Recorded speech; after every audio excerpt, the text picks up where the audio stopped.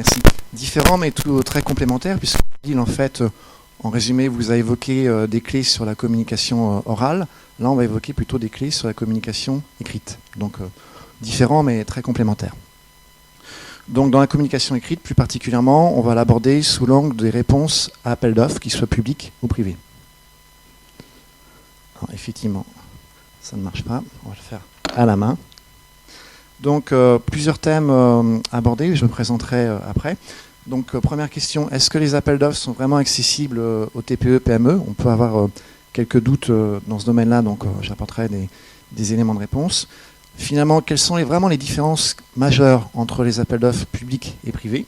Question aussi importante. Et je vous apporterai quelques clés, en gros en 20 minutes, donc forcément ça va être quelques clés majeures, sur finalement les 3 temps possibles d'un appel d'offres. L'appel d'offres, on pense souvent à la réponse, on va l'évoquer, mais il y a tout le positionnement amont. Donc je chercherai de vous donner quelques clés sur ce qu'on peut faire avant la sortie du cahier des charges pour essayer de prendre de l'avance. Le deuxième temps, bien entendu, c'est la réponse en elle-même. Comment peut-on optimiser sa proposition commerciale? Et finalement, troisième temps, quand c'est possible, j'évoquerai ce temps-là, qu'est-ce qu'on peut encore faire pour améliorer sa réponse? Bon, là, on va rejoindre un peu ce qu'a dit Odile, donc je serai un peu plus léger sur cette partie-là. Donc là, c'est l'oral. Très bien. Alors, pour me présenter, donc j'ai créé une entreprise maintenant il y a 7 ans qui s'appelle Optivante. Mon parcours, très, très brièvement, je suis ingénieur à la base. Je viens de milieu plutôt informatique, télécom, donc j'étais commercial, directeur marketing et commercial, directeur général d'une start-up avant de créer mon cabinet il y a 7 ans. Donc formation d'ingénieur, une formation dans une école de commerce un peu connue, les SEC, et venant vraiment du terrain. Je ne suis pas prof académicien, j'ai pris un diplôme de coach chez un cabinet confrère. Alors bon, il y a un certain nombre de... J'ai eu la chance d'avoir pas mal d'articles. Si vous allez sur le site Optivante, vous retrouverez des articles complémentaires à ce qu'on est en train de dire, puisque je comptais récemment, il y a 26 publications presse. Alors c'est pas de la pub, je n'ai pas été payé pour ça, c'est des journalistes qui viennent me voir. Il y a quelques vidéos aussi qui permettent d'avoir des compléments, soit sur la thématique appel d'offres, mais plus globalement, j'allais dire sur les thématiques commerciales, depuis l'amont, la stratégie, jusqu'aux outils les plus opérationnels. Voilà, alors, donc je suis auteur aussi d'un livre dont l'effigie est là. Voilà, il est ici. Donc là, je fais un peu ma page de pub. Alors c'est vrai que quand on parle de ça, on se dit tiens, il est en train d'essayer de nous vendre le livre. Alors déjà, je vais quand même vous donner le prix. Il est 23 € TTC. Est-ce que vous savez combien gagne un auteur sur un livre? Est-ce que vous avez une petite idée? En gros, c'est ça. C'est suivant comment vous négociez, c'est entre 5 et 10% du montant de taxe. Donc vous faites le calcul avec les charges. En gros, quand on achète un livre, ça paye un café. Donc vous voyez, si j'en parle, c'est pas pour m'enrichir, on n'écrit pas un livre, enfin un livre technique du moins pour s'enrichir. Quand on vend le Harry Potter, c'est autre chose. Mais si j'en parle, c'est que c'est peut-être pour certains d'entre vous, ça peut les aider. Il y a quelques livres qui sont à disposition, je crois qu'ils sont mis à l'accueil. Voilà. Bon voilà, pour essayer d'être bref sur évoquer un peu ma légitimité sur le sujet qu'on va évoquer, en fait. Donc, le domaine public, est-ce que finalement les appels d'offres sont accessibles pour les TPE et PME? Grande question.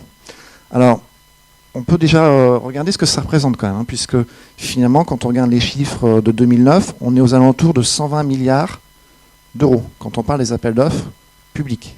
Donc c'est quand même, vous voyez, des montants assez conséquents, c'est à peu près 10% du PIB national. Ça concerne tous les domaines d'activité. Là, vous avez quelques chiffres qui sont donnés sur le slide d'après, voilà, sur globalement les secteurs d'activité. Donc il y a de l'argent effectivement dans pas mal de domaines d'activité. Après on peut se dire oui, mais finalement moi en tant que TPE, PME, est-ce que les appels d'offres sont vraiment accessibles quand on parle des appels d'offres publics? Donc là il y a une autre question, et en fait il faut savoir que le cadre réglementaire évolue beaucoup. En particulier en 2006, le Code des marchés publics a été, j'allais dire, aménagé, de sorte justement à rendre accessibles les appels d'offres aux petites entreprises. Alors pour donner quelques exemples hyper concrets d'aménagement, on a ce qu'on appelle l'allotissement. En gros, pour caricaturer un peu, ça veut dire que avant, en gros, les acheteurs pouvaient faire des appels d'offres où vous aviez tout ou rien. Aujourd'hui, la règle de base, c'est de saucissonner en quelque sorte la consultation. Donc saucissonner, donc découper en petits lots, de sorte à rendre accessibles justement ces derniers aux petites entreprises. Alors, tous les appels d'offres ne sont pas allotis, ne sont pas saucissonnés, mais là, on est dans l'exception. Donc, la règle de base, c'est le saucissonnage. Pour donner un autre exemple de critère d'assouplissement, mais il y en a d'autres, le critère référence. Alors, il est clair que quand on crée son entreprise, par définition, au sein de cette entreprise nouvelle, vous n'avez pas ou peu de références. Et donc, forcément, l'accès aux appels d'offres devient difficile. Alors, la condition où pendant longtemps, on va dire, c'était un critère, j'allais dire, un peu facile de rejet des acheteurs publics sur ce critère. Aujourd'hui, ce critère doit être assoupli. Alors, après, on peut discuter qu'est-ce qu'on appelle assoupli. Là, on arrive après dans des considérations très juridiques dans lesquelles on ne rentrera pas. Mais ceci dit, on sent qu'il y a une vraie volonté gouvernementale. Et quand je dis gouvernement, donc après, ça descend au plus bas, hein, donc jusqu'à la mairie. Il y a une vraie volonté théorique de rendre l'accès au marché public. Alors, ce n'est pas philanthropique. Hein. Pourquoi, en fait, on donne l'accès? C'est que derrière, ça permet de créer de l'emploi. Et on sait qu'aujourd'hui, l'emploi, c'est surtout dans les petites entreprises qu'on va pouvoir le trouver. Alors, j'ai cité que quelques critères, il y en a d'autres. Hein. Alors, maintenant, ce n'est pas pour autant, parce qu'ils sont plus accessibles, que c'est facile. Il y a quand même quelques pièges. Notamment, il est vrai que sur l'appel d'offres public, la première fois qu'on répond, on se trouve confronté à un jargon.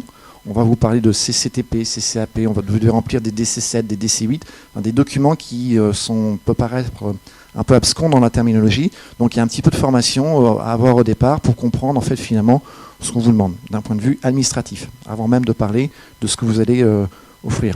Donc dans les pièges en quelque sorte la procédure administrative qui est un peu technique d'une certaine manière, il faut le savoir. Et si vous ne répondez mal, ça peut être éliminatoire. Pour prendre un exemple, on peut vous demander de mettre 2 enveloppes avec certains documents dans l'une, certains documents dans l'autre. Si vous ne respectez pas cette procédure, vous serez éliminé. Donc on voit bien en fait que derrière, il y a quand même un minimum de choses à savoir. C'est pas très compliqué, mais comme tout, il faut apprendre. Alors dans les pièges aussi, il y a autre chose aussi auquel il faut être vigilant, et je vais faire le focus là-dessus, c'est l'approche commerciale. Donc on va aborder cet aspect ensuite. Alors juste avant d'aborder justement ces quelques clés de réponse, finalement, quelles sont les différences majeures entre un appel d'offres public et privé? Alors il y en a un qui est très clair, c'est le cadre administratif. Sur l'appel d'offres privé, le formalisme est beaucoup plus simple et on a un petit peu moins de difficultés. L'approche commerciale, finalement, quand on regarde les différences, puisque c'est les 2 angles d'attaque en fait, hein, le dossier administratif et votre réponse, finalement il y a peu de différence. On peut, autant dans l'appel d'offres public et privé, être en amont au cahier des charges. Il est tout à fait légal de rencontrer les acheteurs. C'est non seulement légal, on incite les acheteurs publics aussi à venir vous rencontrer, puisque c'est une manière d'éviter de faire des moutons à 5 pattes. Si on fait des cahiers des charges tout seul dans son coin, on risque d'avoir des demandes un peu décorrélées de ce que le marché peut proposer. Donc, sur la phase amont de l'appel d'offres, il n'y a pas de différence entre le public et le privé. Dans la réponse en elle-même, il y a peu de différence aussi, puisque là, dans les 2 cas, on se retrouve dans une communication très formelle. Vous ne pourrez plus rencontrer, dans la plupart des cas, vos acheteurs. Les questions se feront sous une forme de style fax, mail ou autre, avec souvent les réponses qui sont données à tout le monde. Donc, peu de différence entre l'appel d'offres public et privé, d'un point de vue commercial, pendant la phase de réponse.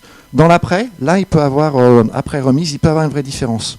Suivant le type de procédure publique dans laquelle vous êtes, parfois ça s'arrête là. Dans l'appel d'offres dit non négocié, qui doit être la règle de base, il y a un scoring, donc une notation qui est faite de votre proposition, et là, le choix se fait sur cette base-là. Dans le privé, en général, vous avez un oral. Hein, donc tout ce qu'a dit Odile s'applique dans ce contexte-là. Et sur certains appels d'offres, ceux qui sont dits négociés, là aussi, vous aurez la possibilité de défendre votre offre à l'oral. Donc la vraie différence, vous voyez, en fait, finalement, réside dans le formalisme administratif, mais d'un point de vue commercial, on est dans de la nuance, parce qu'il n'y a que sur le 3e temps où éventuellement on a une différence d'approche commerciale. Dans certains appels d'offres publics, vous n'aurez pas la possibilité de défendre votre offre à l'oral. Les différences majeures. Alors, il y a quelque chose qui est essentiel à vraiment aussi à intégrer, c'est cette phase de préparation. Alors, pourquoi? Se préparer en amont à l'appel d'offres, rencontrer vos acheteurs avant. Il y a une petite étude qui est intéressante, qui est montrée ici, finalement, les poids qui sont concédés, en général, en moyenne, statistiquement, par les acheteurs sur leur choix. Vous voyez que la réputation compte en gros pour un petit 20%, 19%. Les contacts amont, les entretiens que vous pouvez avoir ou pas avec vos acheteurs, comptent pour 28%. En gros, quand on additionne les deux, puisque là on est bien dans la phase amont, avant même que vous ayez commencé à écrire quoi que ce soit, on est à 47%. C'est-à-dire, en gros, on peut dire que la moitié de la décision, dans la tête de l'acheteur, est quasiment prise. Ça, c'est important à intégrer. Quasiment la moitié de la décision est quasiment prise.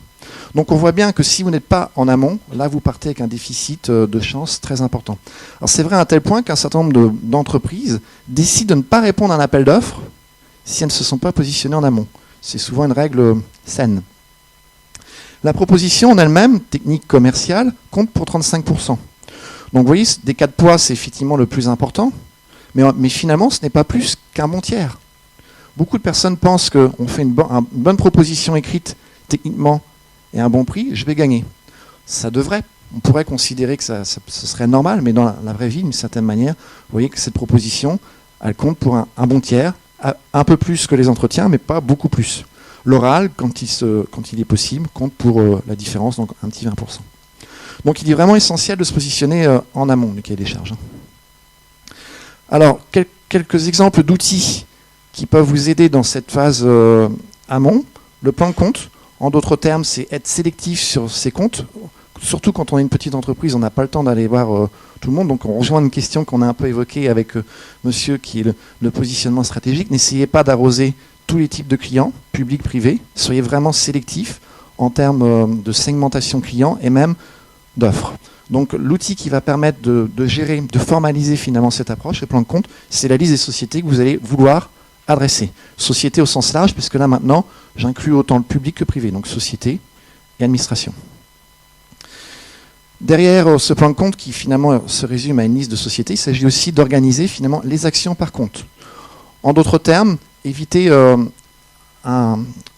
je vais parler un petit peu anglais une minute. Il y a une terminologie que j'aime beaucoup. Les anglo-saxons disent éviter le spray and pray. Spray, c'est prier, enfin c'est vous répondez des actions et derrière vous priez. Donc derrière cette accroche, en fait, ça résume bien une stratégie. Faites moins de comptes, mais faites-les en profondeur. Tombez pas dans un piège de beaucoup de décideurs, enfin de beaucoup d'acteurs, qui est de dire je vais voir le décideur, et que le décideur, puisque c'est les plus importants, en oubliant le reste. Il s'agit vraiment de contacter toutes les personnes qui sont impliquées. Faites-en moins, et là encore, on n'est pas dans un examen, on est dans un concours. Donc il s'agit vraiment de faire moins de comptes, mais vraiment les faire en profondeur. Donc l'outil qui va permettre de formaliser cette approche de la Suisse, c'est ce qu'on appelle un plan d'action commerciale. C'est un des outils qui va vous aider. Dans un entretien de vente, il est très important de poser des questions. Je vais vous poser une simple question d'ailleurs. Est-ce que ça vous est jamais arrivé de sortir de rendez-vous et de vous dire « mince, j'ai oublié de poser telle question ». Si on est honnête avec soi-même, oui, ça nous est tous arrivé. Alors, une des règles qui va limiter la casse dans ce domaine-là, c'est tout simplement avoir noté la liste des questions. C'est tout bête, c'est tout simple. C'est ce qu'on appelle une fiche de découverte. Ça consiste effectivement à avoir la liste des questions sous les yeux. Et j'irais même l'avoir notée jusqu'à jusqu'à la bonne formulation. Si vous contentez du thème, vous risquez du questionnement fermé. Avez-vous un besoin? Oui, non. La question, c'est plutôt quel est votre besoin. La fiche de découverte doit prendre des questions, pas uniquement sur le besoin, mais des questions commerciales comme le timing, les budgets, le concurrent. Donc il y a des questions assez sensibles, toutes ces questions commerciales. Et la manière de les formuler, encore sur le fond, sur la manière dont vous allez les exprimer, vous augmentez vos chances d'avoir une réponse. Donc l'outil qui va vous aider dans cette phase-là d'approche, c'est la fiche de découverte. Une manière de augmenter ses chances aussi, c'est d'influencer le cahier des charges. Alors, il y a plein de manières de le faire, pour en citer qu'une, c'est suggérer des avantages pour votre acheteur et pour vous-même. Je vais prendre un exemple très précis. Imaginez que vous louez des voitures. Vous êtes le seul à pouvoir dépanner une voiture ou changer une voiture n'importe où en France, en 2 heures. C'est un de vos avantages compétitifs. En évoquant cet avantage, on voit bien qu'il y a il peut avoir un intérêt pour l'acheteur et pour vous.